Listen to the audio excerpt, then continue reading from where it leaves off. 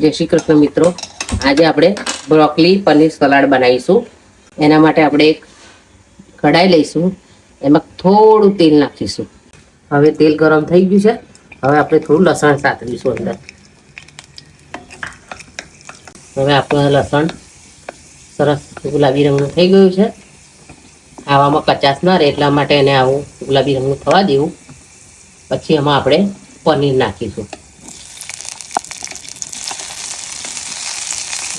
હવે આપણે એમાં બ્રોકલી નાખીશું. હવે આપણે ગાજર નાખીશું. હવે આપણે એમાં થોડું ચીલી ફ્લેક્સ નાખીશું, મરી પાવડર નાખીશું, હલાવીશું. સાથે એમાં મીઠું પણ નાખી દઈશું. હવે આપણે એમાં ટામેટા ઉમેરી દઈશું. ખાલી મિક્સ કરીશું. ચડી નથી જવા દેવાનું, ખાલી સેજ ફ્રાય કરવાનું છે.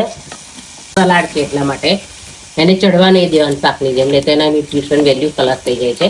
આપણે એને બંધ કરી દઈશું. થઈ ગયું છે આપણું સલાડ. હવે એને ધાણાથી આપણે ગાર્નિશ કરી દઈશું. તો તૈયાર છે આપણું સલાડ. હવે આપણે એને પ્લેટમાં સર્વ કરી લઈશું. આપણે એમ પર ચાટ મસાલો સ્પ્રિંકલ કરીશું, ધાણાથી એને ગાર્નિશ કરીશું. તો તૈયાર છે આપણું બ્રોકલી પનીર સલાડ. ટ્રાય કરજો અને કમેન્ટમાં કહેજો કે કેવું બન્યું છે.